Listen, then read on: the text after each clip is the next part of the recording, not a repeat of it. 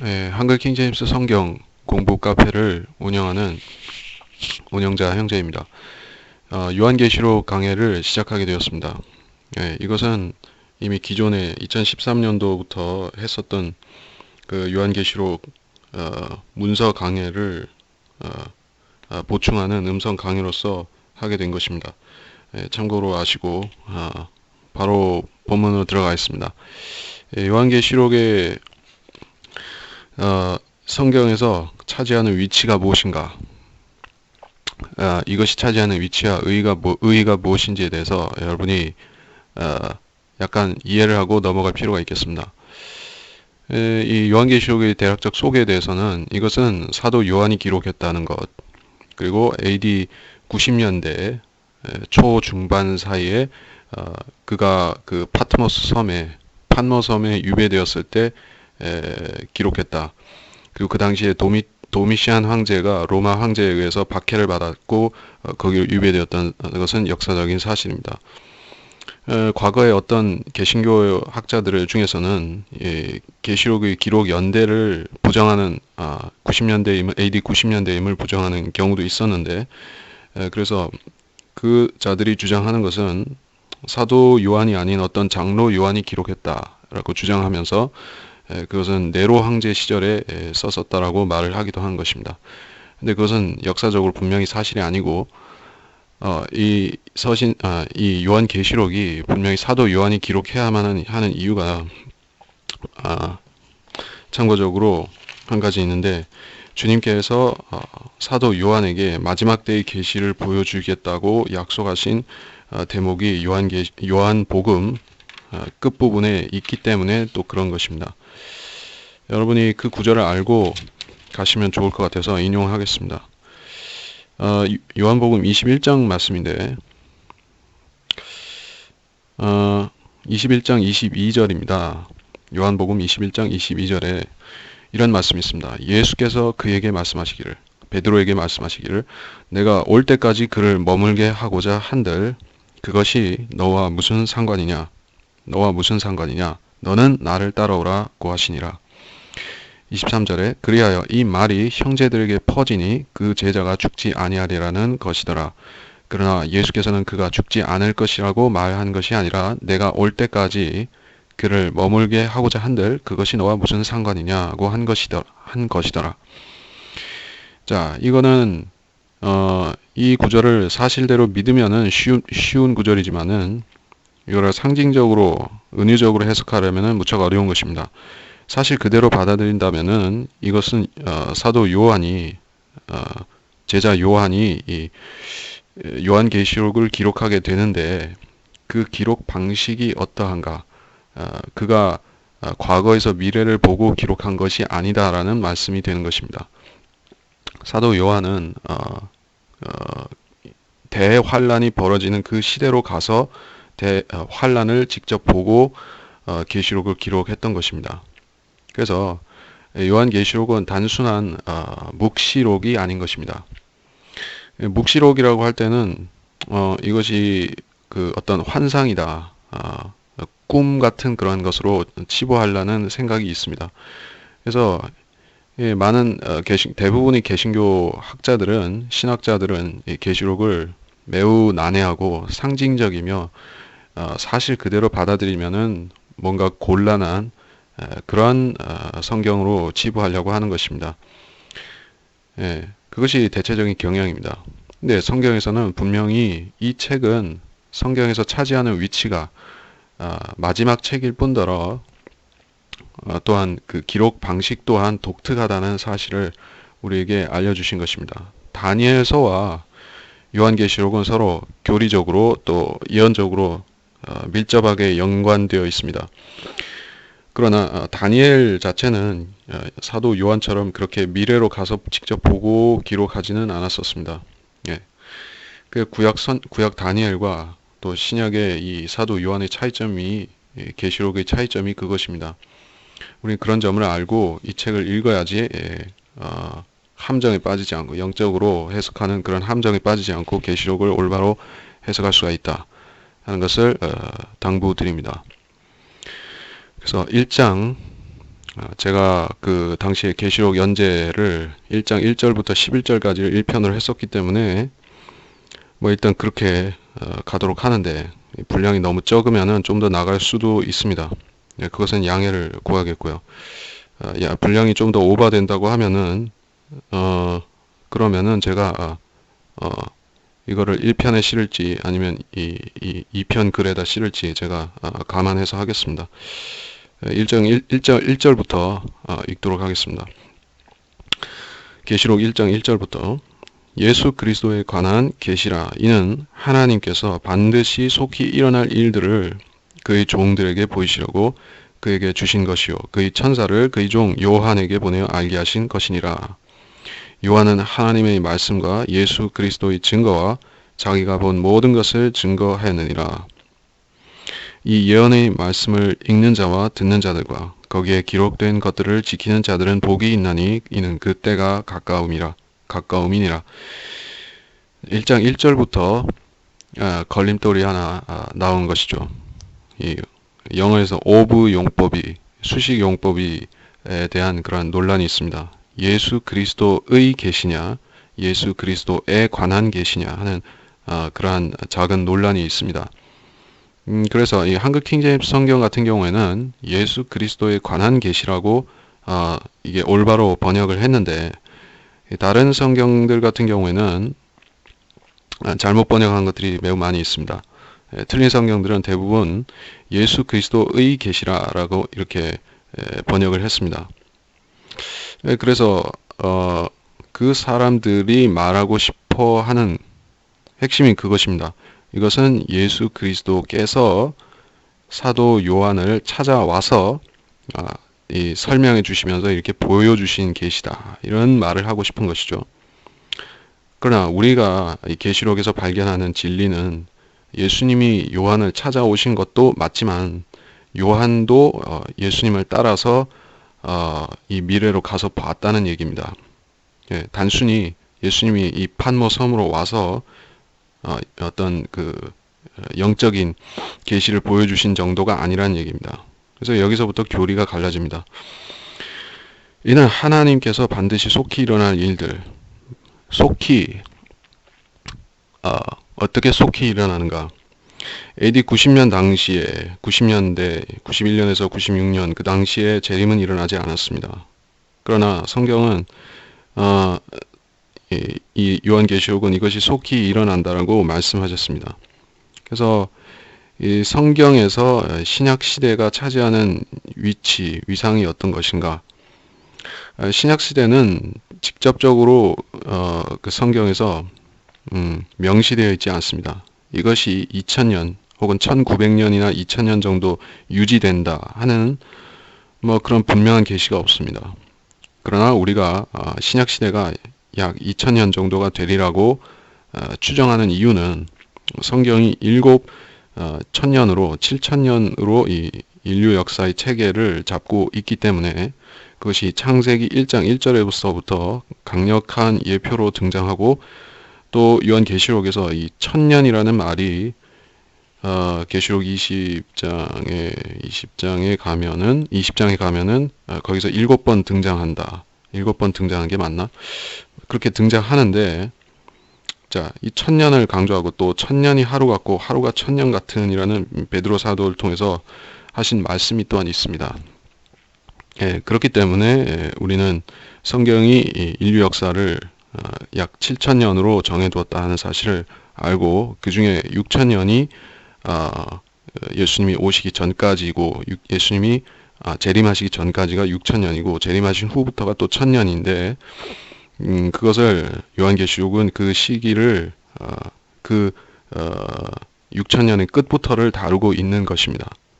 성경에서 가장 미래적인 책이라고 우리가 말할 수가 있습니다. 속히 일어날 것을 보이시려고 그의 종들에게, 어떤 종들인가? 여러 형태의 종들이 있습니다. 구약시대 구약 성도들도 하나님이 종들이었습니다. 근데 그때 당시의 종이라는 것은 자유함을 얻지 못했다는 의미에서의 종이라는 의미가 또 있습니다. 율법 하에 있는 사람들은 우리가 갈라디아서를 연구해 보면은 나오지만은 율법 아래서 종이 되어 있었습니다. 육신 안에 있는 사람, 거듭나지 못한 사람은 모두 죄의 종인 것입니다. 네, 그러나 죄의 종일지라도 하나님을 섬기면 또 하나님이 종이 되는 것입니다. 죄의 종이 되거나 하나님이 종이 되거나, 네, 거듭난 그리스도인도 죄에서 자유케 되었지만은 자유케 되었음에도 또 죄를 섬길 수도 있습니다. 그러나 우리의 신분 자체는 죄의 종이 아니라 하나님의 아들로 바뀐 것입니다. 근데 여기서는 종들이라고 했기 때문에 1장 2절에서는 종들이라고 했기 때문에 이것은 특별히 섬기는 종들을 말하는데 대환란 때 하나님의 말씀과 예수 그리스도의 증거를 지키는 그 환란 성도들을 종이라고 일컫고 있는 것입니다. 이것을 신구약에서 설명하자면은 많은 참조 구절들이 필요한데 신분이 종이다. 제가 그렇게 설명했습니다. 신분이 종이라서 종이라고 표현한 것입니다.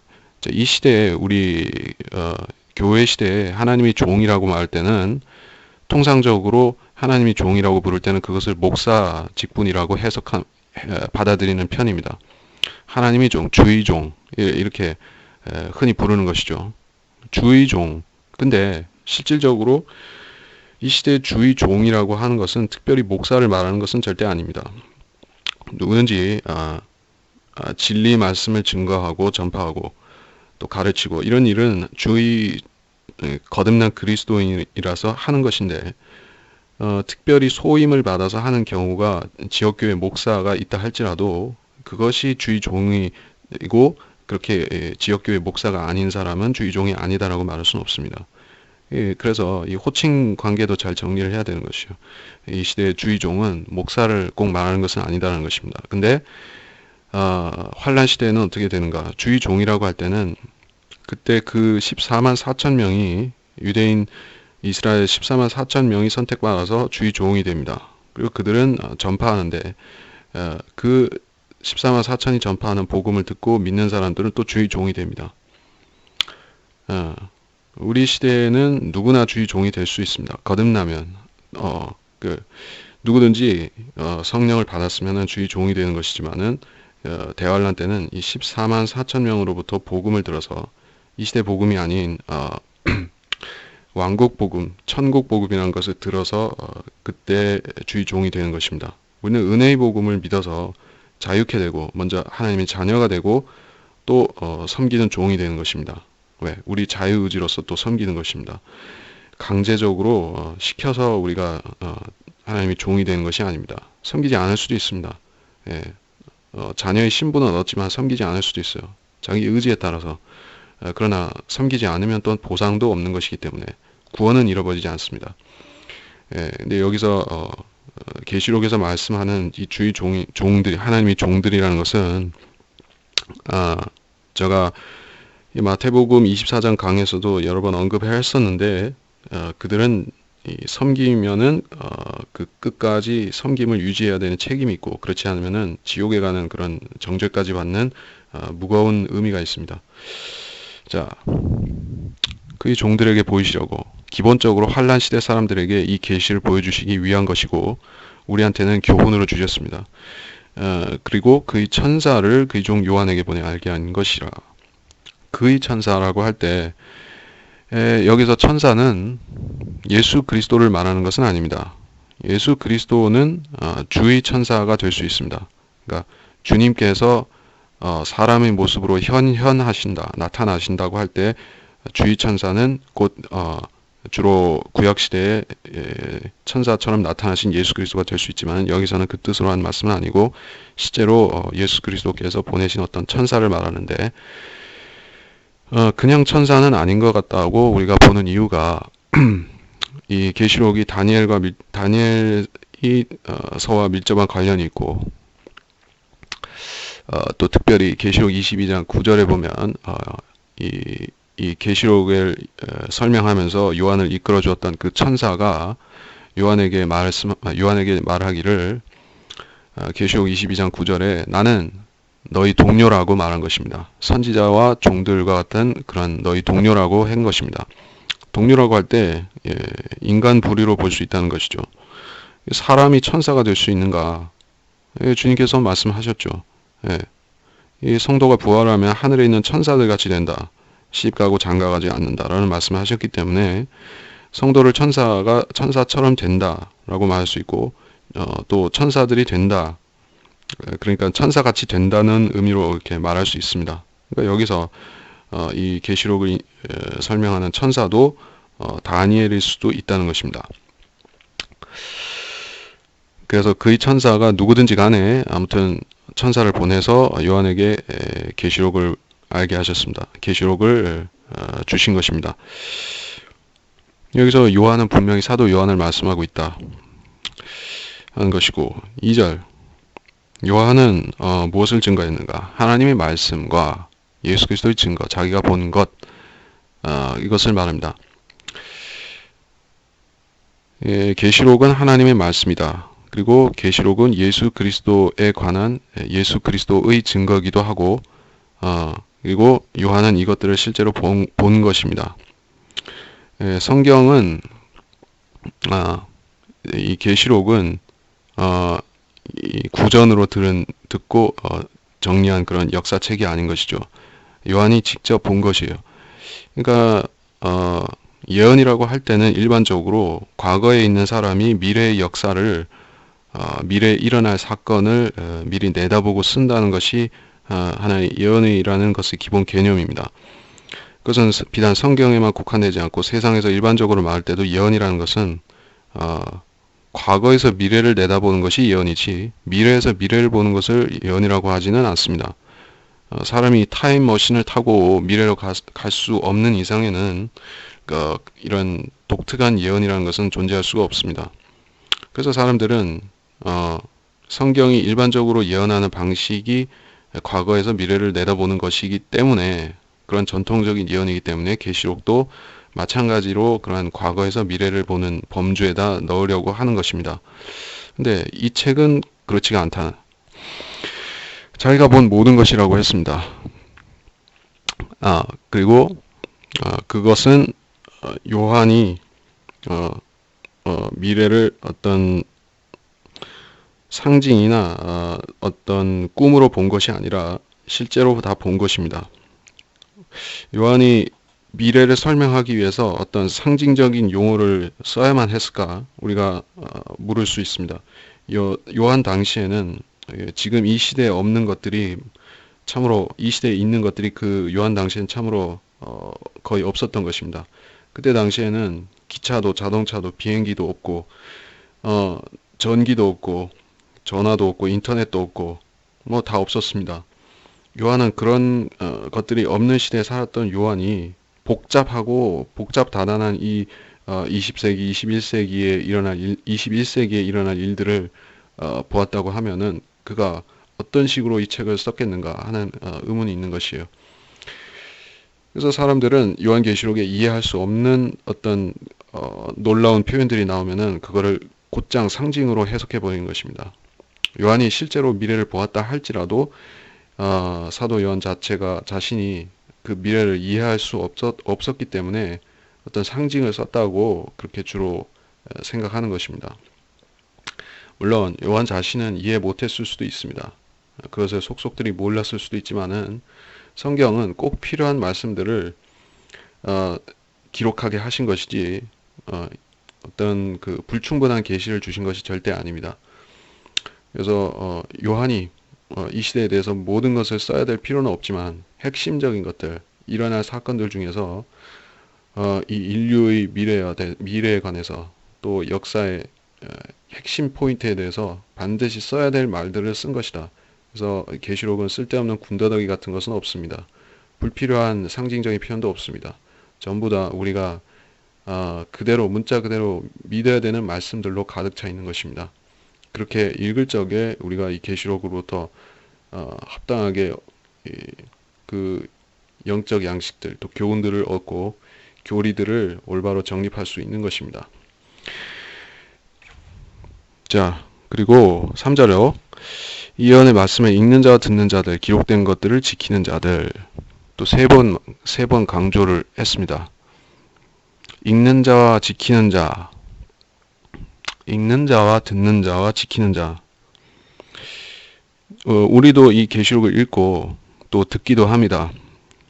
근데 여기 기록된 것들을 지킨다는 의미는 무엇일까요? 여기에 기록된 것들 중에서 지켜야 되는 교리가 있는가?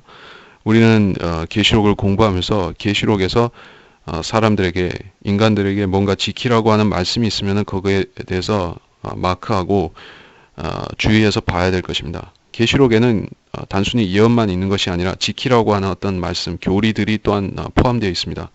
이 시대의 교리들은 아닌 것이 분명한 아주 독특하고 좀 이해하기 힘든 교리들도 나오는 것입니다.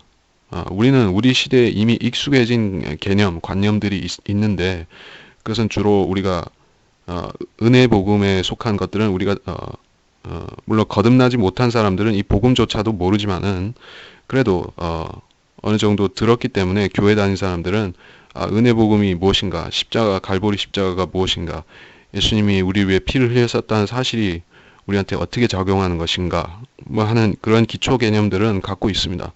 근데 계시록은 그 정도의 기초만 가지고 이해하려고 하면은 이해할 수 없는 교리들이 많이 나옵니다. 하나님의 말씀과 하나님의 계명과 예수 그리스도의 증거를 지켜야 된다든지 계명을 지키라는 말씀이 나오고 또 그 뭐 감추어진 만나를 주겠다라든지 그것은 제가 본문을 보면서 말하겠지만은 여기서는 행위와 관련해서 거듭난 사람이 그런 하나님 말씀을 지키는 행위 이상의 어떤 행위로서 구원을 유지해야 되는 식으로 설명을 하고 있습니다.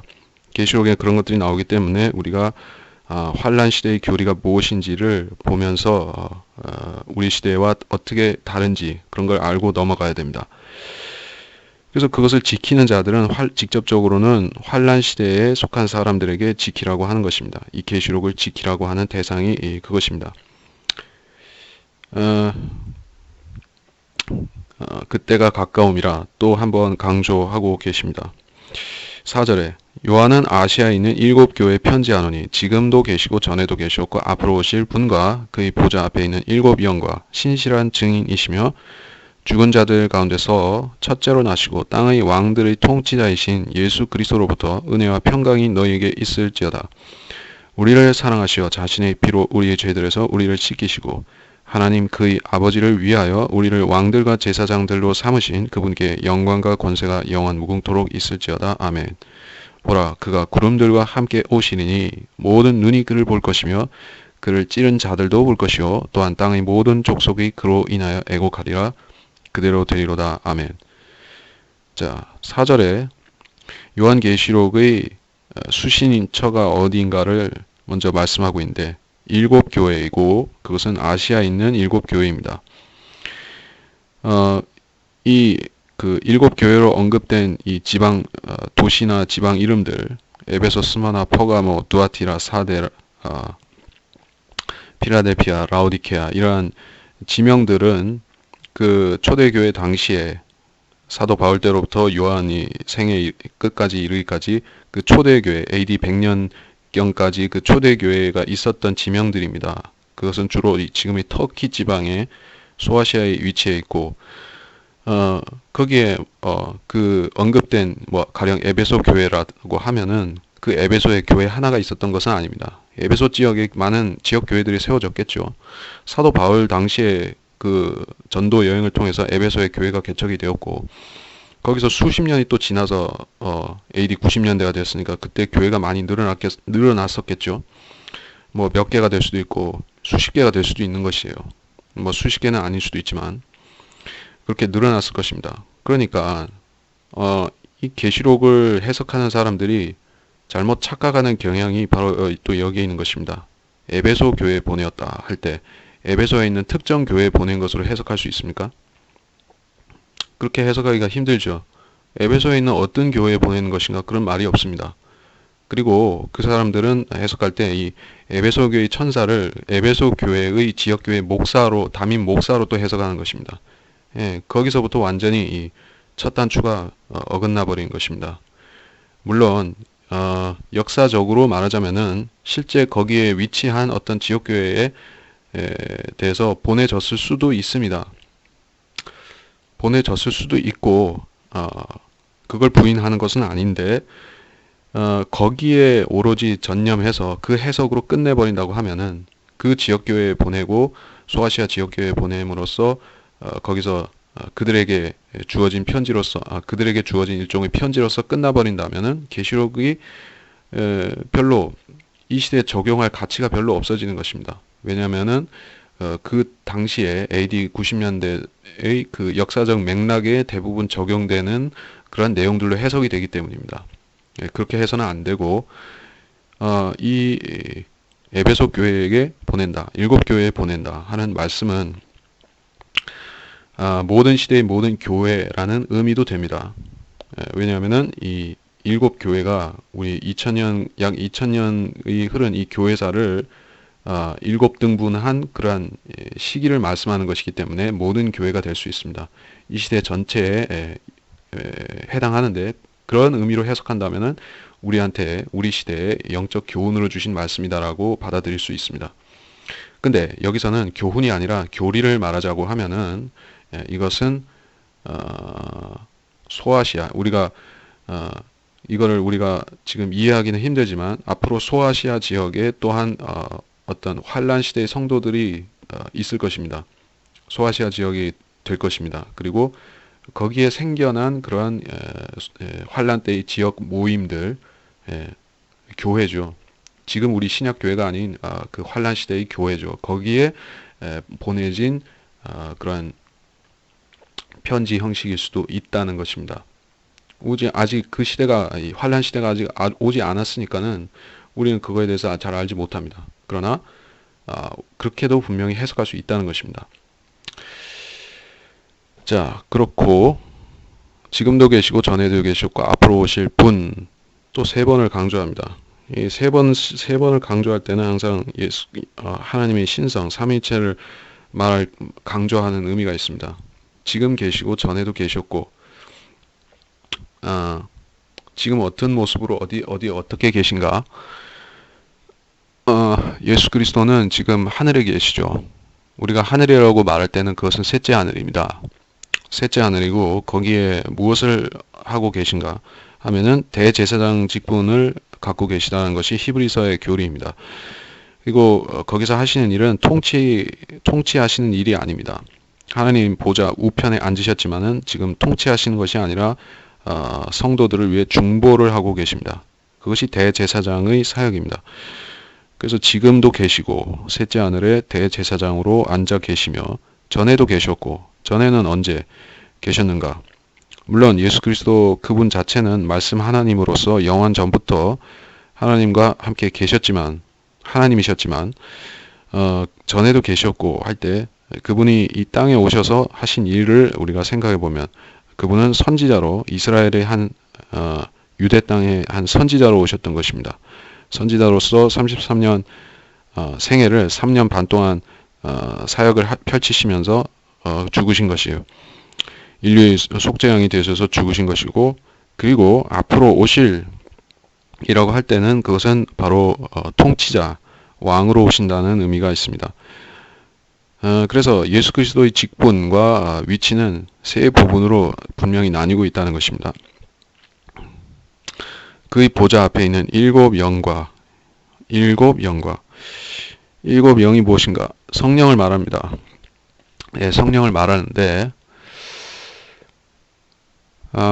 일곱이라는 숫자는 중요하다는 걸 여러분이 아셔야겠죠. 일곱 교회가 나왔고 일곱 영도 있고 일곱 금촛대, 일곱 별, 일곱 등불, 일곱 봉인, 또 일곱 천사, 일곱 나팔, 일곱 천둥, 일곱 머리를 가진 한 짐승, 일곱 재앙, 일곱 호리병, 일곱 왕, 또 뭐 이런 식으로 일곱이 계속 등장합니다. 물론 계시록뿐만이 아니라 성경의 다른 부분에서도 일곱에 대한 중요한 의미들을 많이 찾을 수 있지만은 계시록은 집중적으로 나오고 있죠. 일곱이라는 숫자가 어떤 숫자인가? 하나님의 숫자라고 했습니다. 이 삼위일체를 나타내는 3이 있고 이 숫자 3이 있고 일곱이라는 것은 또 하나님께서 어떤 역사를 섭리하시는 방침을 설명할 때 일곱을 우리가 씁니다. 역사를 끝내시는 것도 일곱으로 끝내신다. 일곱은 완성의 숫자이고 또 일곱이 끝나고 여덟 번째가 되면은 다시 하나로 돌아가는데 여덟 번째는 즉 새로운 출발입니다. 영원 시대는 제 8천년기인 것이죠. 그러면 새로운 출발이고 일곱은 한 단위가 끝난 것입니다. 그래서 성경은 그리고 유대인의 계산법은 일곱으로 일곱 단위로 통하는 것이고 십진법이 아니죠. 이방인들이 쓰는 것은 이 손가락 10개 가지고 세서 십진법을 쓰죠. 그래서 이 이방인의 숫자가 10이다. 그래서 계시록에 보더라도 10왕이 나오고 10뿔이 나오고 이런 식으로 이방인들은 주로 10이라는 숫자와 관련되고 반면에 하나님은 또 7입니다. 일곱영 성령 또 5절에서 신실한 증인 죽은 자들 가운데서 첫째로 나셨다. 땅의 왕들이 통치자이신 예수 그리스도로부터 여기는 교리가 지금 시대의 교리와 재림 때가 같이 나오기 때문에 우리가 나눠서 보지 않으면은 막 헷갈릴 수가 있습니다. 왜 헷갈리는가? 이 5, 6절 문맥은 천년왕국 시점에서 과거를 보는 것이다라고 제가 설명을 했는데 그게 이해가 불충분하다면은 이렇게 아시기 바랍니다. 땅의 왕들이 통치자이신 예수 그리스도 지금 그런가? 지금 땅의 왕들, 지금 강대국의 미국이나 소련, 러시아나 중국이나 이런 나라의 최고 지도자들이 예수 그리스도로부터 명령을 받아서 이 땅을 통치하고 있지는 않습니다. 자기 뜻대로 하고 있죠. 근데 여기서는 땅의 왕들이 통치자라고 했습니다. 그러니까는 주님께서 재림하시면은 그때는 실질적으로 땅의 모든 통치자들은 예수 그리스도의 명령을 받아서 통치를 하게 됩니다. 그리고 그 다스리는 왕들은 우리가 되는 것입니다. 그리스도인들이 통치자가 되는 것입니다. 왕 같은 제사장으로서. 그래서 땅의 왕들이 통치자시라는 것은 이 시대의 교리가 아니라 재림과 천년왕국에 관해서 말하는 것입니다.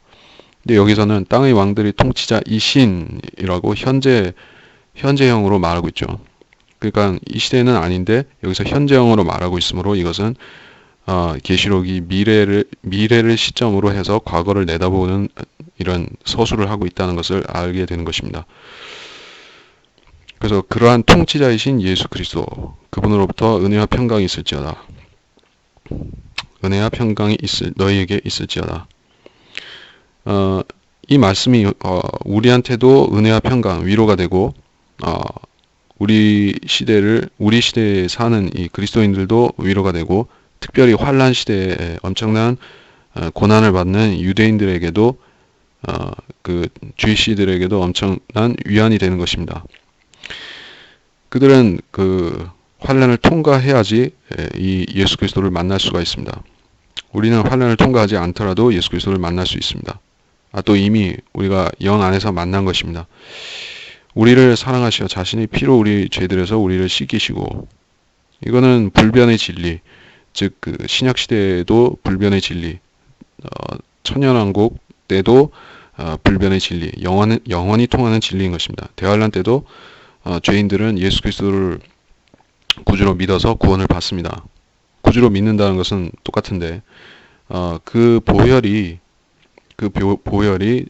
우리 혼의 죄들을 완전히 정결케 하고 제거시키느냐 아니면은 그 제거시켰는데 이 육신과 혼이 그 결합이 그 할례를 받지 못해서 이 혼의 할례를 받지 못해서 이 영적으로 계속 육신에 매여 있는 상태에서는 보혈이 이 혼을 완전히 구속하지 못하는 상태에 있는 것입니다.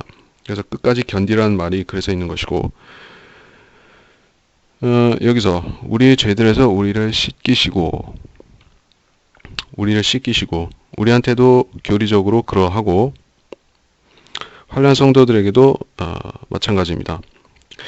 우리는 씻기셨고 또 예수 그리스도의 침례, 죽음의 침례에 동참해서 예수 그리스도와 함께 영적으로 죽고 부활했죠. 근데 여기서는 단지 씻기셨다고 말씀하니까 외적인 것, 외적인 부분만 말하고 있습니다. 예, 속을 완전히 거듭나게 했다라는 의미하고는 좀 차이가 있죠.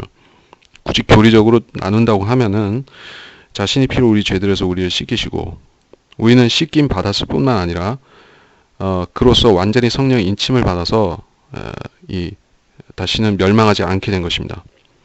그러나 예수 그리스도의 피로 씻김을 받았으나 다시 타락하고 멸망할 수 있는 사람도 있습니다.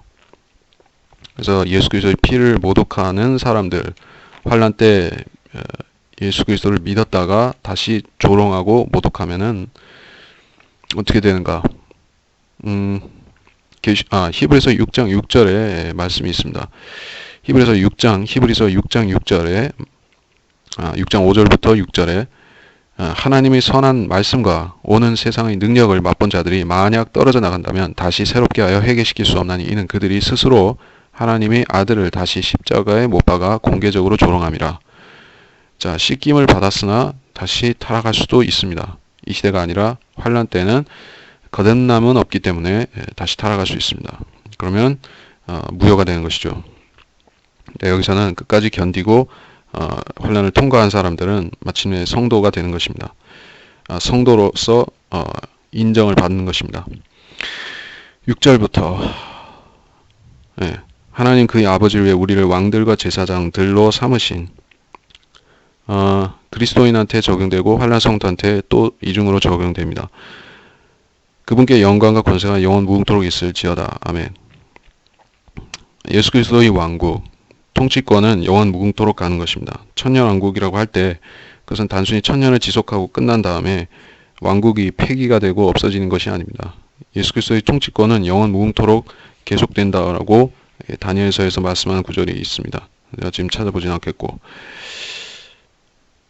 그래서 이 왕들과 제사장들이라는 표현 베드로전서 2장 5절에 보면은 왕 같은 제사장이라고 표현을 했을 것입니다. 베드로전서 2장 5절 아니 베드로전서 2장 5절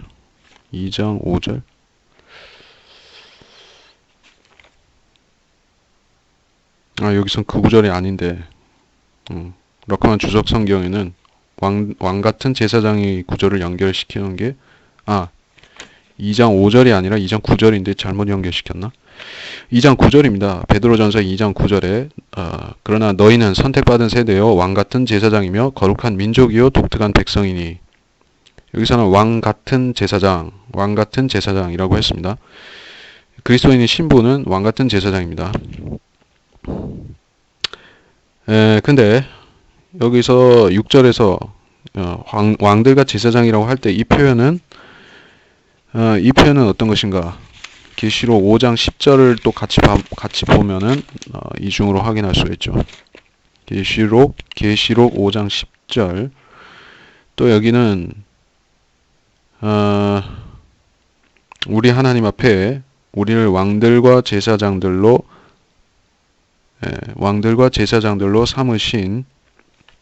삼으셨으니 우리가 땅 위에서 통치하리이다.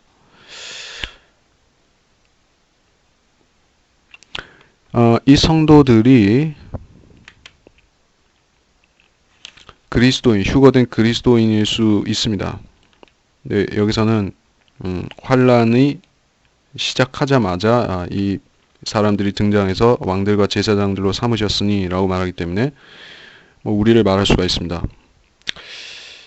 그래서 표현이 살짝 다르긴 하지만은 우리가 같은 의미라고 이해할 수 있습니다. 어떤 사람들은 우리는 기본적으로 천년왕국에 들어가면은 지금 우리가 통치권을 받게 되면은 왕 같은 제사장이 되는 것인데 강조점이 어느 쪽에 놓여지느냐에 따라서 표현이 좀 다르죠. 왕들과 제사장들이라고 할 때는 기본적으로 어떤 성도들은 왕의 직분을 갖게 되고 어떤 성도들은 제사장의 직분을 갖게 될 수도 있겠죠. 그러면은 제사장인데 제사장이지만은 왕으로서의 권위도 있다는 것이고 왕이지만은 또 제사장으로서의 권위도 있습니다. 그러나 어느 쪽에 더 주안점을 두느냐에 따라서 왕들과 제사장들이라고 표현할 수도 있고 왕 같은 제사장이라는 표현도 있습니다. 이거는 그 정도로 이해하면 됩니다. 보라 그가 구름들과 함께 오시리니 7절 보라 그가 구름들과 함께 오시리니 모든 눈이 그를 볼 것이며 그를 찌른 자들도 볼 것이요 또한 땅의 모든 족속이 그로 인하여 애곡하리라. 그대로 되리로다. 아멘. 여기서 중요한 구절이 나왔습니다. 1장에서 매우 중요한 교리적으로 중요한 구절이 나왔습니다. 이것은 재림을 말하는 것 같이 보이지만 흡사 그렇게 보이고 그렇기 때문에 대부분의 학자들 그리고 목사들 99.9999%는 이것을 지상 재림으로 해석할 것입니다. 이것은 문맥적으로 교리적으로 지상 재림은 아닙니다. 제가 이걸 설명하기 위해서 마태복음 24장의 후반부를 설명할 때 많은 분량을 할애해서 설명을 했었습니다. 지금 또 그걸 반복하면은 비슷하게 한참 설명을 해야 되는데 핵심 구절만 제시를 하면은 될 것 같습니다. 핵심 구절은 스가랴서 9장 1절입니다. 그를 찌른 자들 유대민족이 주님을 보고 애통하며 회개하는 그 묘사입니다. 그리고 그들이 애통하며 회개하는 것은 주님께서 환난 끝무렵에 그 환난 성도들을 휴거시키러 오시기 때문입니다. 재림을 위해서가 아니라 지상 재림을 위해서가 아니라 휴거 때문에 오시는 그것입니다. 그리고 제가 이 계시록 강의 본문에는 구절을 좀 많이 언급을 덜 했습니다. 언급을 덜 했는데 빠뜨린 구절이 어딘가 하면은 그거를 말씀드리고 넘어가겠습니다. 빠뜨린 게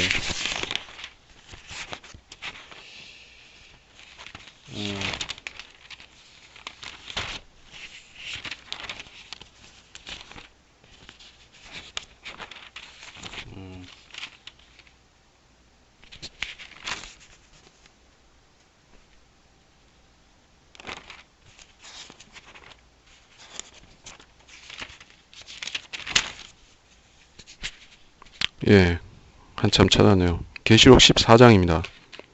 계시록 14장 14절 15절 16절 14절부터 16절입니다. 제가 읽진 않겠고 그 구절을 읽어보십시오. 그러면 이 계시록 1장 7절과 밀접하다는 것을 알 수가 있습니다. 자, 간단히 말하자면은 주님께서는 구름을 타고 오실 경우가 있고 흰 말을 타고 오실 경우가 있습니다.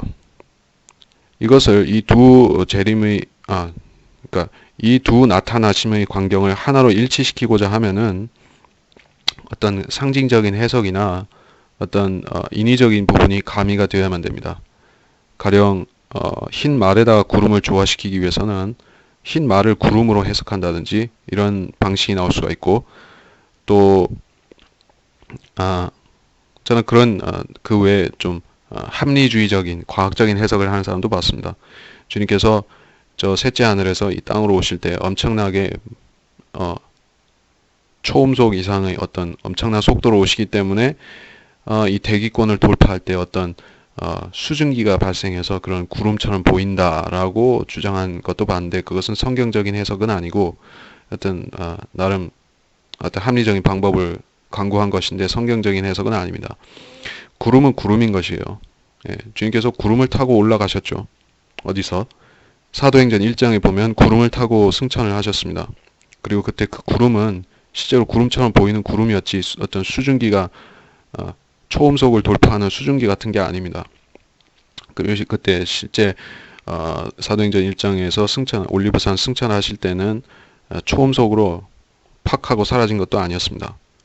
어느 정도 쳐다보는 가운데 서서히 어느 정도 올라가신 것이죠. 그렇기 때문에 이 구름은 실제 구름으로 봐야 된다는 것이고 무슨 수증기나 음속 돌파하는 그런 이슬이 맺히거나 그런 게 아닙니다. 구름은 구름이다. 구름들과 함께 오시는 것은 흰 말을 타고 오시는 것과는 좀 다르다. 하는 이야기를 하는 것입니다. 그래서 요한계시록 1장 7절에서부터 벌써 이 환란 후 휴거라는 교리가 나왔습니다. 이 교리는 성경의 곳곳에 등장하지만은 많은 경우에 이 환란 후 휴거를 묘사할 때 그것이 재림과 좀 혼동될 수 있는 부분이 있습니다. 그 사람들은 재림과 환란 후 휴거를 기본적으로 거의 합쳐버린 채로 생각을 하는 경향이 있습니다. 그리고 좀 더 심한 사람들은 환란 전 휴거까지도 이 지상 재림에다 합쳐버린 것입니다. 그러니까 셋을 둘로 만들고 셋을 하나로 만들어 버리고, 그러니까 셋을 둘로 만드는 것은 세 번의 나타나심, 그러니까 환란 전 휴거, 환란 후 휴거, 지상 재림, 이 세 번을 두 번으로 합쳐버리는 것. 환란 전 휴거와 지상 재림 이렇게 두 번으로 합쳐버리는 것은 클라렌스 라킨까지도 포함됩니다. 그 당시에는 환란 후 휴거에 대한 그런 교리를 전혀 몰랐습니다. 예. 그때는 그런 만한 영적 지식이 없었습니다. 근데 우리 시대에는 이것이 꽤 중요하게 된 것이에요.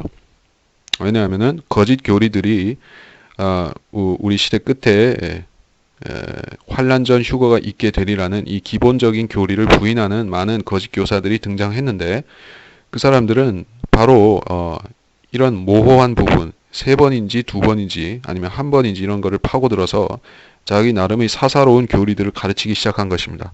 그래서 지금 우리가 클라렌스 라킨의 그러한 휴거 교리 가지고는 우리가 그런 거짓말쟁이들을 상대하기에 좀 역부족인 것입니다.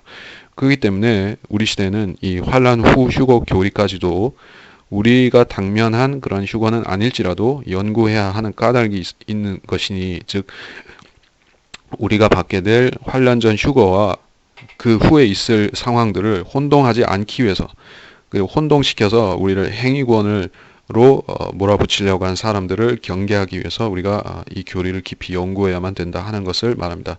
그리고 이 환란 후 휴거 교리에 있어서 가장 정확한 해석, 가장 진보된 해석이라고 향상된 지식이라고 말해야 될 텐데, 그런 연구를 해온 분이 바로 피터 와크만 박사인 것입니다.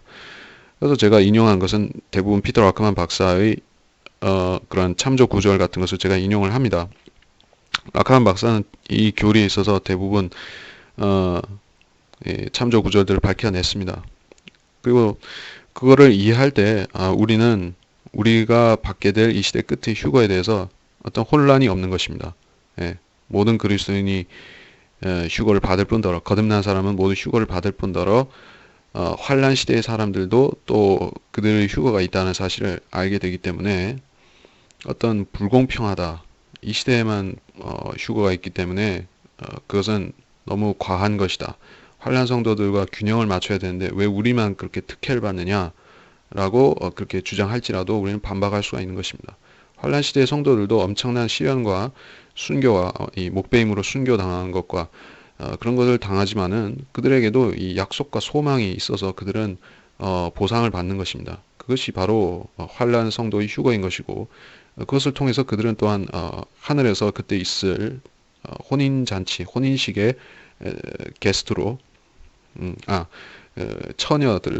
들러리 처녀들로서 게스트로 참여하게 되는 것입니다.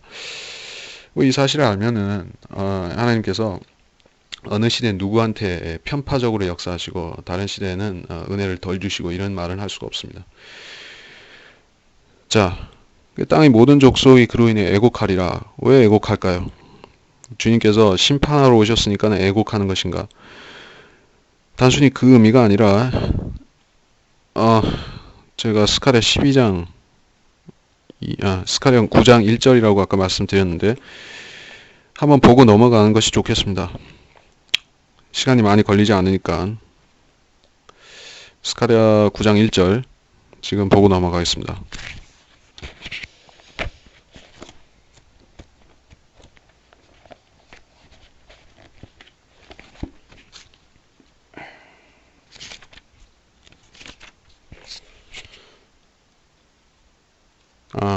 이 스가랴 9장 1절은 이스라엘 모든 지파 사람의 눈이 이스라엘 모든 지파의 눈처럼 주를 향하게 되리라. 사람의 눈이, 이방인들까지도 이 환란의 휴거를 볼 수 있을 것이라는 말을 여기 했고, 여기서는 이방인들이 그렇다, 모든 세상이 전체가 그렇다라는 것이고, 12장 10절에 이 핵심 본문이 있습니다.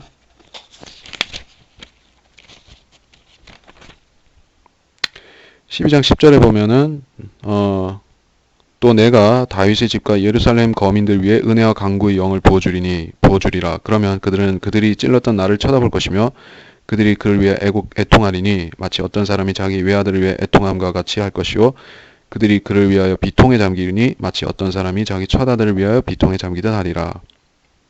11절 그날에 예루살렘에 큰 애통이 있으리니 마치 무기토 골짜기 하닷 림몬의 애통과 같으리라. 12절 땅이 애통하리니 각 족속이 따로 애통하리라. 다윗집이 의 족속이 따로 하고 그 아내들도 따로 하며 나단집의 족속이 따로 하고 그들의 아내들도 따로 할 것이요 레위집 족속이 따로 하고 그들의 아내들도 따로 하며 심의 족속이 따로 하고 그들의 아내들도 따로 하리라. 남은 모든 족속도 각 족속이 따로 하며 그들의 아내들도 따로 하리라. 이것이 바로 계시록 1장 7절의 본문을 설명하는 요절입니다. 자, 이것이 이스라엘의 회복, 즉 그 영적 회복이죠. 이스라엘의 육적 회복은 올리브 나무에 가지가 연해지고 이 순이 나는 잎이 나는 것이 바로 이스라엘 1948년에 건국이 된 사건이었고, 그것은 나라가 회복된 것이었지만은 지금 거기에 그 예수 그리스도를 믿는 유대인은 극히 적은 것입니다. 영적 회복은 아직 없었는데 그 회복이 시작되는 그 분기점이 바로 14만 4천 명으로부터 시작해서 그들은 결국에 그들은 결국에 환란 성도들을 낳지만은 그들은 모두 대부분 순교할 것입니다. 그리고 주님께서 환란 성도들을 데리러 오셨을 때 이 유대인들 앞에 믿지 않았던 그 이스라엘 사람들 앞에 마침내 주님의 모습을 2000년 만에 보여주실 것입니다. 예. 예수님이 승천하실 때는 제자들 몇 명만 쳐다보고 있었지만은 이렇게 유대 민족에게 이스라엘 민족에게 두 번째 나타나실 때는 온 세상이 쳐다보고 또 특히 유대인들은 그 이스라엘 땅에 있는 유대인들은 다 볼 것입니다. 구름을 타고 오시기 때문에 아주 가까이 내려오시는 것이죠. 그러면 이 하늘을 보고 다 예수님이라는 것을 알아보게 된다. 예수 그리스도라는 것을 알아보고 그들이 완악함에 대해서 회개하고 그때 치유를 받을 것입니다. 그래서 그 요엘서에 보면은 모든 육체에 성령을 부어 주신다라고 한 말씀이 바로 이때 일어날 사건인 것입니다. 그래서 일단 여기까지만 설명하겠습니다. 그래서 땅의 모든 족속이라는 것은 그로 인해 애곡하리라는 것은 모든 이방인들이라기보다는 여기서 이 이스라엘 남은 자들, 환란 끝까지 남은 이스라엘 사람들을 말하는 것입니다. 8절부터 다시 11절까지 보기로 했으니까 11절까지 보면 분량이 충분할 것 같습니다. 8절부터 나는 알파와 오메가의 시작과 끝이라 주고 지금도 계시고 전에도 계셨고 앞으로 오실 전능하신 분이 말하노라. 너희 형제이며 환란과 예수 그리스도의 왕국과 인내에 동참하는 자인 나 요한은 하나님의 말씀과 예수 그리스도의 증거로 인하여 판모라고 하는 섬에 있었느니라. 내가 주인 아래 성령 안에 있었으며 나팔소리 같은 큰 음성을 내 뒤에서 들었는데 말씀하시기를 나는 알파와 오메가요 처음과 마지막이라. 그러므로 네가 보는 것을 책에 써서 아시아에 있는 7 교회 곧 에베소와 스마나와 포가모와 두아티라와 사데와 필라델피아와 라오디케아에 보내라 하시더라. 알파와 오메가요. 이것은 하나님이 성품, 속성, 역사 모든 것을 한 문장으로 정리하자면 그분은 알파와 오메가다. 그리고 성경은 바로 알파와 오메가이신 분이 쓴 처음과 끝인 책이다 라고 말할 수 있습니다. 인간은 역사의 기원에 대해서 추리할 뿐이지만은 하나님께서는 알고 계신 것입니다. 이 인간이 아는 것은 성경을 통해서 인간이 아는 것은 약 6,000년 전에 아담이라는 사람이 있었고 그 아담과 또 그의 갈비뼈에서 나온 하와라는 여인을 통해서 지금의 온 인류가 한 피로 이어져서 한 족속이 되었다는 것입니다. 예, 이 인간이 아는 것은 거기까지이고 그때 6일 동안 이 우주가 재창조되는 그런 단장하는 것이 있었고 그 이전에 창세기 1장 1절에 하늘과 땅을 창조하셨고 2절에서 창세기 1장 2절에서 흑암과 혼돈이 있었던 사실에 대해서는 우리가 추리를 할 뿐입니다. 그래서 믿음이 없는 사람들은 이 구절을 신화적으로 해석하려고 하는 사람도 있고 어떤 완곡한 상징적인 어법으로 보려고 하지만은 하나님께서는 이 우주를 창조하셨고 그때 사탄이 반역했기 때문에 물심판이 있었던 것입니다. 그때 있었던 일을 우리가 낱낱이 알 수가 없습니다. 인간은 이처럼 역사의 기원에 대해서 창세기 1장 1절이 언제 있었고 그것이 무슨 일이 어떻게 있었는지에 대해서 자세히 모르는 것입니다. 그러니까 알파에 대해서 우리는 모르는 것이고 또 오메가에 대해서도 우리는 정확히 주님께서 몇 년 며칠 몇 년 몇 모월 모시에 오시는지 그걸 모르는 것이죠. 그것은 하나님께서 하나님의 장중의 계획 속에 감춰두셨기 때문에 우리는 그 날과 시에 대해서도 모르고 있습니다. 그러나 우리가 분명히 아는 것은 주님께서 주님의 계획 안에 장중 안에 처음과 시작을 품고 계시다는 것입니다. 하나님께서 역사의 첫 페이지를 펴신 분이고 마지막 페이지를 기록하셨기 때문에 그것이 언제 찾아온다 할지라도 우리는 하나님께서 이미 기록된 성경을 통해서 그 일들을 다 미리 확정해 놓으셨다는 사실. 인류의 역사가 인간의 의도대로 또 어떤 불규칙적인 변수대로 흘러가는 것이 아니라 하나님께서 미리 정하신 방침대로 그리고 궁극적으로 그 방침은 새 하늘과 새 땅 그리고 거기서 복된 영생을 누리는 인류와 또 통치하는 그리스도인과 이런 복된 세상인데 결국 그것을 주님께서는 확실히 이루실 것이다. 확실하게 그것을 이루어 주실 것이다라는 것을 우리가 성경을 통해서 특별히 계시록을 통해서 믿을 수가 있는 것입니다. 알파 오메가이신 분이 이 책을 쓰셨다. 그렇기 때문에 우리는 이 시작만큼이나 역사의 끝에 대해서 성경이 무엇이라 말씀하시는지에 대해 주의해야 할 것이다 하는 말씀을 드립니다. 시작과 끝이시며 또 지금도 전에도 앞으로 라는 세 번의 표현이 등장했습니다. 이것은 신성 삼위일체를 강조하는 표현입니다. 주님은 하나님이시며 주님은 통치자이시기도 하고 하나님이시며 또 우리를 위해 대속 제물이 되신 우리의 구속주이시기도 한 것입니다. 그리고 그분은 또한 우리의 아버지이기도 하시며 우리의 형제이시며 또 우리의 선생이시고 또 우리의 그 집단적으로 우리의 그 집단적으로 말해서 교회의 남편이시기도 한 것입니다. 그분은 우리에게 모든 것을 공급해 주시는 분이며 전부가 되시는 분인데 그래서 주님은 자신을 요한복음에서 나는 길이요 진리요 생명이라 나로 말미암지 않고는 아버지께 올 사람이 아무도 없느니라라고 말씀하셨던 것입니다. 주님은 그 길이고 또 하나님께로 하나님께로 인도하는 그 길이면서 또한 하나님 자신이신 것입니다. 우리가 이처럼 죄인에게 구원을 시켜줄 뿐만 아니라 모든 것이 되어주시는 그러한 하나님을 어떻게 다른 곳에서 구할 수가 없는 것입니다. 이 세상 신들 가운데서는 비슷한 것을 보여줄 수 있는 경우도 없고 진리 비슷한 걸 보여줄 수도 없습니다. 그러나 하나님께서는 예수 그리스도가 길이요 진리요 생명이라고 말씀하셨기 때문에 우리는 그 말씀대로 믿고 그분께서 알파 오메가이신 분으로서 우리의 미래까지 책임져 주신다는 사실을 확고히 믿습니다. 9절에 너희 형제 너희라는 것은 교리적으로 하나님이 종들인 환난 성도를 말하는 것이겠지만 우리한테도 사도 요한 사도들은 우리한테도 형제이고 또 저 유대인들한테 환난 시대 유대인들한테도 실제적으로 육친인 형제들이죠.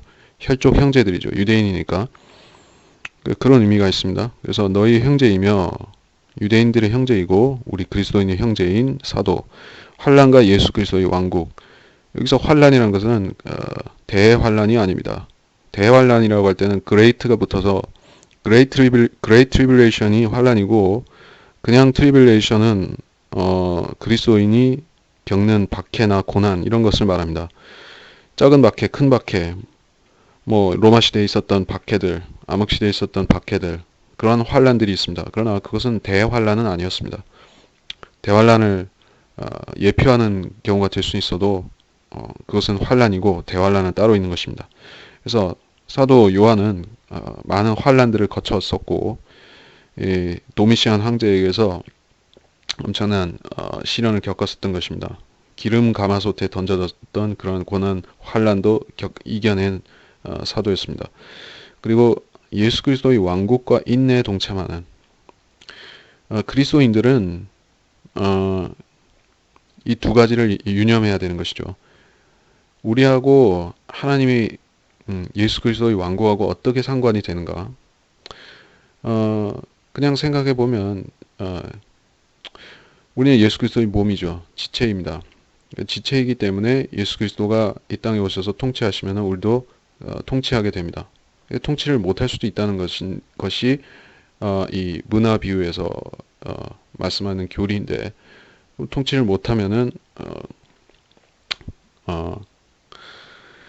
이 어떻게 해서 통치를 못하게 되는가? 이유가 있는 것인데, 바로 인내가 그 조건이라고 볼 수가 있습니다.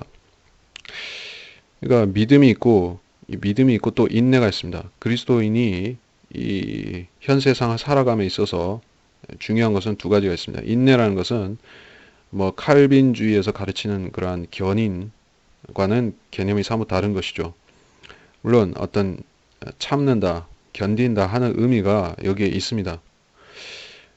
그리고 환난 성도들은 실제로 짐승의 표를 받지 않기 위해서 인내하는 부분이 있습니다. 그리고 이 시대의 그리스도인들은 그러한 짐승의 표 같은 고난은 아닐지라도 자기 육신이나 세상이 주는 시련을 견뎌내야 되는 그러한 또 인내 요소가 있습니다. 그래서 우리는 모두가 참을성을 발휘하지 못하면은 이 에서처럼 자기 장자권을 팥죽 한 그릇에 팔아버린 그 에서처럼 그 오는 세상의 유업들을 잃어버릴 수가 있습니다. 구원을 잃어버린 것은 아니지만 유업을 잃어버릴 수가 있습니다. 그 유업을 지키기 위해서는 유업을 얻고 또 지키기 위해서는 우리가 이 인생길 행보를 지속함에 있어서 계속해서 하나님 말씀에 대해서 그걸 믿고 지키는 인내, 또 사역을 맡았으면은 어떤 자기가 사역자로서 사역을 맡았으면은 그 사역을 끝까지 인내로 지키는 그러한 자세, 이걸 통해서 우리가 그리스도의 왕국에 예수 그리스도의 왕국에 동참케 되는 것이다 하는 것입니다. 요한은 이때 pat모섬에 있었습니다. 하나님의 말씀, 예수 그리스도의 증거, 요한에게 하나님 말씀이 맡겨졌고 또 예수 그리스도의 증거가 있었습니다. 그래서 그는 진리 지식을 전파했고 또 십자가에서 죽으신 예수 그리스도를 증거했습니다. 복음과 진리 지식을 증거했기 때문에 그는 유배되는 처지가 되었습니다. 파모라는 섬은 이 에게해에 있는 섬인데 거의 그 야생에 가까운 섬이었죠. 그래서 이곳에서 채석장에서 일했다라고 하고 그래서 이 계시록을 기록하는 상황을 사람들이 이 그 강제 노동을 하면서 어떻게 썼겠느냐. 그러니까 이 안식일에 안식일이 아니라 이 당시에는 로마 시대니까는 주일 그 태양신을 섬기는 날이기 때문에 로마 사람들은 그날에 휴식을 취했겠죠. 그러니까 그날에 쓴 것이다 이렇게 설명을 하려고 하는 것 같습니다. 근데 그거는 상황적으로는 그럴싸하게 끼워 맞췄지만은 교리적으로는 전혀 안 맞습니다. 그래서 사도 요한이 pat모섬에 유배되었을 당시에 이 계시를 받아 쓰게 되었다 하는 역사적인 서술입니다. 10절에 내가 주의 날에 성령 안에 있었으며, 자, 이게 특별한 표현입니다. 주의 날. 이거를 자꾸 어떤 일요일로 해석하려는 것이 바로 기존의 학자들이 그렇게 하고 있는 것입니다. 그러면 그 사람들은 주의 날이 곧 일요일이라는 성경적인 증거를 제시할 수 있느냐 하면은 제시할 수 없습니다. 예. 로마 사람들이 태양신을 섬기는 날로 기념하게 했었고, 또 하필이면 그것이 그리스도인들이 부활의 날에 모여서 경배드리는 그 날과 겹쳤던 것은 사실입니다. 그래서 오늘날 우리는 주일 이렇게 통상적으로 주일이라고 부르죠. 예. 그거는 잘못된 것은 아닙니다. 우리가 그날 모여서 경배를 드리고 성도들이 모여서 경배를 드리는 날이기 때문에 주일이라고 부르는 게 틀린 것은 아닌데, 여기서 말씀하는 주의 날이라는 것은 그런 정도의 그리스도인이 모여서 일주일 중에 하루 경배드리는 그 날을 의미하는 것은 아닙니다. 그러니까 이 주의 날이라는 것은 구약에서 많은 구절들이 저 언급한 것, 그 본문에 언급해 놓은 것 이상의 수많은 구절들에서 주의 날이라는 것은 재림과 관련된 날을 말합니다. 재림하시는 그 날을 말하기도 하고, 그 7년 대환란의 어떤 시점을 잡아서 말하는 것이기도 합니다. 기간 개념으로서 말하기도 합니다. 이 두 가지이기 때문에 요한이 이 일요일에 쉬면서 쓴 것이 아닙니다. 그 정도로 알면 됩니다. 성령 안에 있었으며 성령 안에 있었다. 이것도 익숙한 표현 같지만은 독특한 부분입니다. 성령 안에 있다는 것이 무엇인가? 그러니까 그 사도 바울이 셋째 하늘을 보았던 사건이 있습니다. 셋째 하늘로 직접 가서 셋째 하늘을 봤던 사건이 있습니다. 제가 그 구절을 인용을 해야 되는데 잠시만.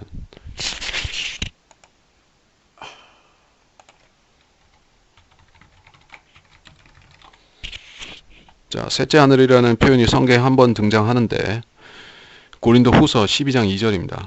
내가 14년 전에 그리스도 안에서 한 사람을 알았는데 그가 몸 안에 있었는지 나는 말할 수 없고 몸 밖에 있었는지 나는 말할 수 없지만 하나님께서는 아시느니라. 그 사람이 셋째 하늘로 끌려 올라가느니라. 이것이 사도 바울이 체험한 셋째 하늘입니다. 끌려 올라갔다고 말씀하고 있습니다. 그런데 몸 안에 있었는지 몸 밖에 있었는지 모른다라고 이야기를 하는 것입니다.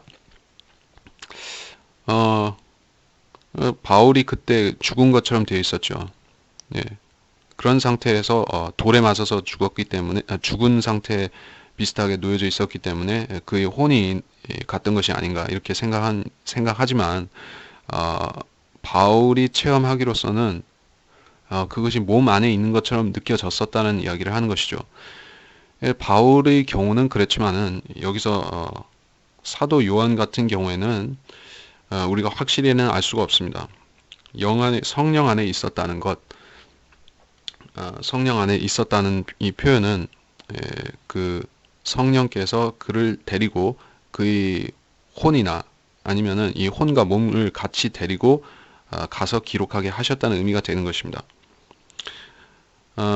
그리스도인은 성령 안에, 그러니까 우리가 거듭난 그리스도인이라는 점에서는 우리가 24시간 성령 안에 있는 것입니다. 성령께서 우리의 인을 치셨으니까는 우리와 항상 함께 계시는 것입니다. 그래서 여기서 특별히 주의 날에 성령 안에 있었다는 것은 우리가 거듭난 그리스도인에게 적용되는 표현은 아닙니다. 특별한 것을 말합니다. 그리고 그때 사도 요한은 이런 특별한 경험을 한 것입니다. 나팔소리 같은 큰 음성을 내 뒤에서 들었는데 나팔소리가 나왔습니다. 이게 그리스도인이 휴거될 때 나팔소리가 들립니다. 나팔소리 같은 음성인데 이것이 고린도 전서 15장 52절에 나온다. 제가 15장 52절을 보겠습니다. 고린도 전서 15장 52절에 마지막 나팔소리에 눈 깜짝하는 순간에 그러하리라. 나팔소리가 나면 죽은 자들이 썩지 아니하는 몸으로 일으켜지며 우리도 변화되리라. 이게 그리스도인의 휴거, 환난 전 휴거를 말씀하는 구절인데 마지막 나팔소리라는 것은 하나님의 나팔소리, 즉 예수 그리스도의 부르시는 음성을 말합니다. 근데 여기서도 나팔소리 같은 큰 음성이 들렸습니다. 그러니까 여기서 사도 요한이 실제로 휴거가 된 것은 아닙니다. 우리가 휴거되듯이 휴거된 것은 아닌데 유사한 체험을 했다는 것입니다. 일단 모형적으로 보여주기 위한 의미가 있고 그렇게 함으로써 우리가 휴거되는 것을 사도 요한을 통해서 예시로 보여준 것입니다. 그러니까 이거를 혼동하는 사람들, 예표와 실제를 혼동하는 사람들이 많이 있습니다. 그래서 우리가 이런 식으로 설명하면은 이 구절이 휴거를 예표적으로 보여줬다고 설명하면은 그 기존 교회 사람들은 그 예표라는 말은 쏙 빼버리고 아니 사도 요한이 어떻게 그 AD 90년에 휴거가 될 수 있냐는 식으로 또 이렇게 비판을 한다는 것입니다. 기본적인 것도 모르면 안 되겠죠. 예표를 말하는 것입니다. 실제로 사도 요한이 휴거된 것은 아니지만 휴거의 예표를 보여준 것입니다. 우리도 이렇게 될 것입니다. 나팔 소리 같은 큰 음성을 듣게 될 것이에요. 하나님의 음성, 예수 그리스도의 음성을 듣게 될 것입니다.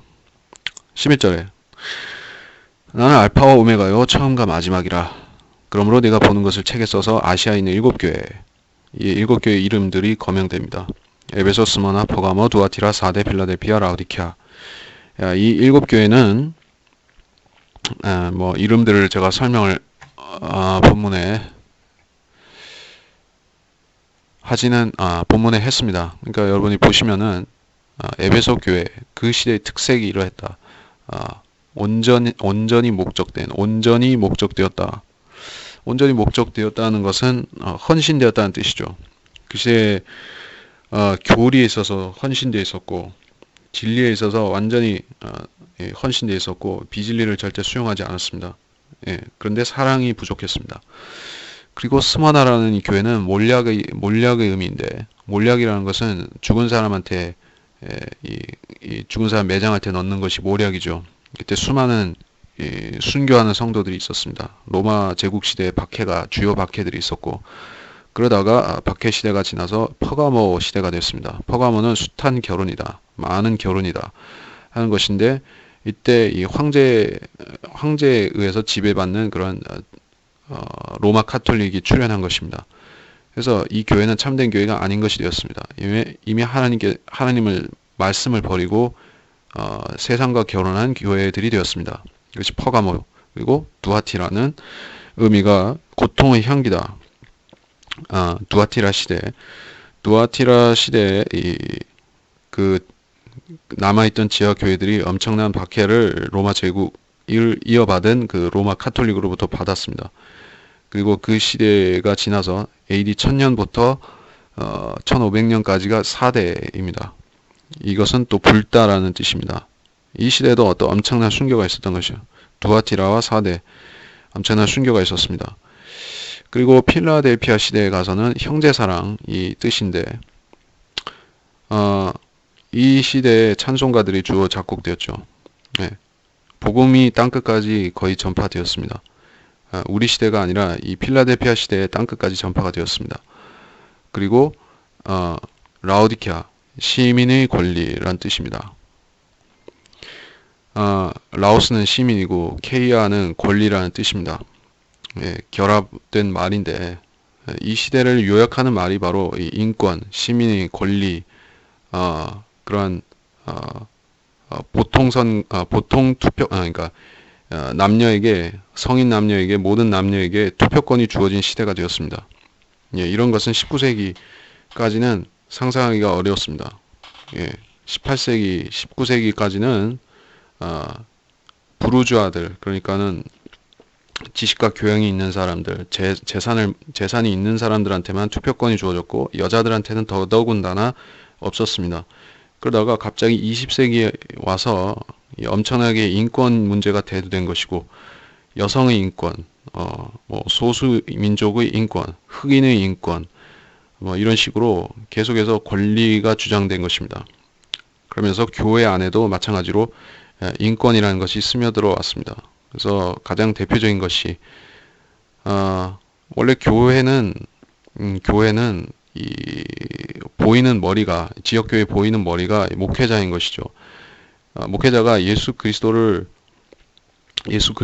위탁받아서 양들을 돌보는 형태인데 그런 가부장적인 질서입니다. 예수 그리스도를 머리로 섬기는 가부장적인 질서인데 그것이 인간들이 투표해서 세우는 그러한 형태의 교회가 되어가고 있습니다. 그래서 교단이 임명해서 파송하는 목사라는 것은 사실은 카톨릭과 크게 다르지 않은 것이고 거기다가 더더군다나 안 좋은 요소가 더 합쳐진 것입니다. 이런 비성경적인 직분들이 만들어졌죠. 가장 비성경적인 것이 장로직제가 만들어져서 장로들이 이 목사, 이 장로들이 하나의 그 목사를 통제하는 수단이 되고 있죠. 이것이 말하자면은 필라델피아 시대에는 없었던 드물었던 일. 그러나 이 시대에는 교회가 그렇게 된 것입니다. 권위가 사라지고 대신에 사람들이 권리를 주장하기 시작했습니다. 이것이 일곱 교회 시대를 우리 시대에 투영해서 봤을 적에 나타나는 의미입니다. 그래서 실제로 일곱 교회들을 보냈다는 의미가 이때 소아시아 일곱 지역교회에 보낸 것은 맞지만 그걸로 끝난 것이 아니라는 걸 여러분이 알아야 되겠고, 저는 이제 지금까지 설명했던 것은 2000년간의 교회 시대에 영적으로 적용되는 것이다 라고 한 것입니다. 교훈적으로 이렇게 된다라는 것이었습니다. 모든 성경은 우리한테 교훈으로 주신 말씀이 되기 때문에 교훈입니다. 근데 교리적인 것은 설명하지 않고 남겨놨습니다. 왜냐하면은 그것은 앞으로 환란 시대에 어떤 환란 교회가 나타날 텐데 거기에 대해서도 주신 말씀이기 때문에 그거는 교리적인 것이기 때문에 남겨놓습니다. 자, 그래서 이번 시간의 분량은 여기서 마치도록 하겠습니다. 여러분이 이제까지 살펴본 구절들 중에서 어느 하나도 중요하지 않은 것이 없습니다. 휴거에 대해서 우리가 살펴볼 수가 있었습니다. 환란 성도가 받게 될 휴거가 7절에 있었고, 우리가 받게 될 휴거가 모형으로서 사도 요한이 보여주는 어떤 모형으로서 10절에 묘사가 되었습니다. 성경에서 휴거라는 교리가 차지하는 위치가 어느 정도로 중요한지에 대해서 실감을 못하는 경우가 참으로 많습니다. 그래서 이 제독교회에 다니는 사람들은 마지막 때라는 것도 개념이 없고 대환란도 개념이 없고 다 상징적으로 하니까 개념이 없고 휴거에 대해서는 더더욱이 개념이 없는 것입니다. 그래서 그 사람들은 500년 전이나 1000년 전이나 지금이나 어떤 신학에 있어서 차이점이 없는 사람들이 된 것입니다. 그래서 주님께서 언제 오실지 모른다라고 말을 하고 언제 오시더라도 좋다라고 얘기하면서 실질적으로는 재림을 기다리지도 않고 믿지도 않고 전혀 바라지도 않는 것입니다. 그런 상태로 살고 있는 것이 바로 이 시대 라오디케아 교회의 대부분의 사람들이 그렇게 되었습니다. 그러나 성경은 분명히 재림을 강조하고 있고 휴거도 강조하고 있고 그것은 성경 전반에 다 찾아볼 수가 있습니다. 우리한테 해당되는 교리들을 우리한테 해당되는 이 휴거라는 교리 계시록에서 최소 2번은 챙길 수가 있는 것이에요. 한 번은 여기에 모형으로 나왔고 또 한 번은 모형으로 4장 1절에 또 나옵니다. 우리하고 직접 상관된 것이죠. 우리가 받게 된 휴거. 그렇게 보면은 계시록은 우리하고 교리적으로 직접 연관되는 구절들은 많이 없지만은 없는 것은 아니라는 것입니다. 우리하고 직접 상관되는 휴거라는 교리가 2번은 등장한다. 그러니까 사람들이 어리석은 것입니다. 그러니까 성경을 안 믿는 사람들은 왜 어리석은가 하면은 성경에서 꼭 찾아야 되는 메시지는 찾지를 못하고 엉뚱한 것만 들이파고 있는 것입니다. 이 계시록을 상징적으로 믿는다는 것은 정말로 아주 불행하고 비참한 것입니다. 그 사람이 여기서 찾을 수 있는 진리의 10%만 찾아도 재림을 기다리는 사람이 될 수 있습니다. 라오디케아 시대 초반에 또는 필라델피아 시대 끝에 살았던 많은 신실한 그리스도인과 성경 연구하는 학자들이 있었습니다. 스코필드, 20세기 초에 스코필드와 클라레스 라킨과 이런 사람들이 있었습니다. 그들이 이 요한계시록에 대해서 알았던 진리가 지금과 비교해 보면 지금이 한 8, 90이라고 하면 그때는 한 6, 70, 5, 60 정도 알았다 할지라도 그 사람들은 그 당시에 있어서 아주 신실한 믿음을 보여주는 것입니다. 우리는 지금 어떤가? 우리는 그때 당시보다도 하나님께서 훨씬 많은 지식과 계시들을 이 계시록에서 열어서 보여주시고 계신 것입니다. 아직까지 모르는 것도 물론 일부 있지만은 많이 보여주신 것입니다. 그렇다면은 우리한테는 이 지식을 믿고 이해할 뿐만 아니라 전파해야 되는 책임도 더 큰 것입니다. 우리는 이 요한계시록에서 우리가 받을 상들, 하늘의 면류관들이라고 하는 5가지 면류관들, 이것들을 상당히 우리가 여기서 챙길 수가 있는 것입니다. 우리가 이 메시지들을 사람들을 실족해 하는 그러한 사람들을 책망하는데, 올바로 가르치는데 이 계시록을 쓴다고 하면은 우리는 하나님의 사역을 잘 하는 것입니다. 물론 모든 성경 말씀들 우리가 정확히 믿고 정확히 설명할 수 있어야 됩니다. 특별히 이 계시록은 수많은 사람들이 믿음 없이 실족하는 그런 걸림돌이 되는 책이 되어버렸습니다. 우리가 이 책을 올바로 가르치고 설명하면은 수많은 사람들을 의로 돌이킬 수가 있습니다. 구령하는 사역만큼이나 거리에서 전파하고 구령하는 그 사역만큼이나 이 계시록을 올바로 전하는 것은 막중한 사역인 것입니다. 이 사역을 수행하는 사람들이 누구이며 누가 여기에 관심을 가지고 있는가? 성경대로 믿는 사람들, 바이블 빌리버들이 하고 있습니다. 그리고 저도 그러한 사람 중에 하나인 것입니다. 여러분이 이 요한계시록에서 진리의 지식들을 많이 발견하게 되시기를 바랍니다. 여러분 자신이 공부해서 하나님으로부터 향상된 지식들을 받을 수도 있습니다. 특정인이 받을 수 있는 것이 아니라 이 진리를 사모하는 사람은 모두 다 자기 분량에 맞게끔 하나님께서 넣어주시는 것입니다. 그러면 또 여러분은 전파할 수가 있습니다. 이렇게 신실하게 하나님 말씀을 공부하는 여러분 되시기 바랍니다. 감사합니다.